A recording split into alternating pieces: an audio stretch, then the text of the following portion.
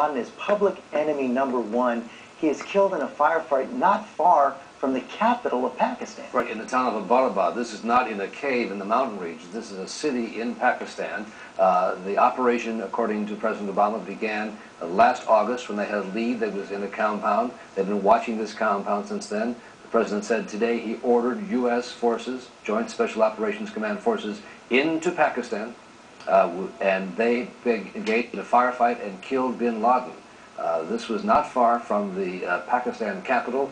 It does raise questions about how he was sheltered there for so long without being turned in, who protected him. And the President did call out the President of Pakistan tonight and saying we're going to have to be vigilant in these efforts against al-Qaeda. The reaction pouring in, David, your former President George W. Bush. And President Clinton weighing in as well. I'll begin with President George W. Bush, who said earlier this evening, President Obama called to inform me that American forces killed Osama bin Laden, the leader of al-Qaeda that attacked America on September 11th. I congratulated him and the men and women of our military and intelligence communities who devoted their lives to this mission. They have our everlasting gratitude.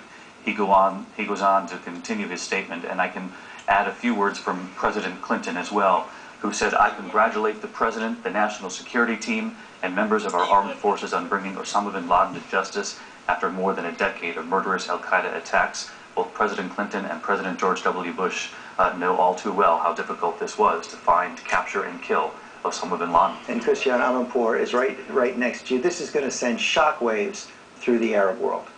Indeed, and of course President Clinton dealing with it because this came about even in 1998 when Osama bin Laden blew up those embassies in East Africa, and the rest of the world there has been dealing with this. And as President Obama said tonight, it wasn't just 3,000 Americans who were killed here, but tens of thousands of Muslims who've been killed all over the world in this fight that Osama bin Laden has been leading around the world. So it's going to be an incredible reaction around the world as well, particularly since he and Zawahiri, his deputy, have been quite quiet recently as these revolutions have happened, and so many people have said that these democratic uprisings signal the ideological death knell for al-Qaeda. And now, not a metaphorical or ideological death knell, but tonight Osama bin Laden is dead. Thank you, Christian. Tom Ridge, the Director of Homeland Security, Secretary of Homeland Security under President George W. Bush, joins us. Now, your reaction tonight, sir.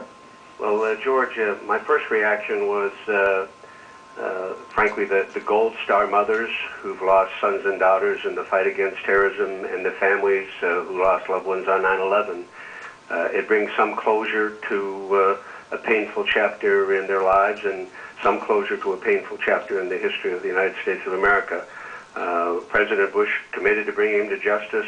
President Obama increased pressure into Pakistan, and it's quite obvious that there had to be some collaboration with the Pakistani government in order to achieve the goal we've long sought, and that's bringing him to justice. And indeed, much credit goes to the counterterrorism units and particularly brave individuals associated with a special operation that was conducted sometime in the past day or two. Does it surprise you, sir, that he was found so close to Islamabad, a major Pakistani city, not in the remote mountains of the Northwest?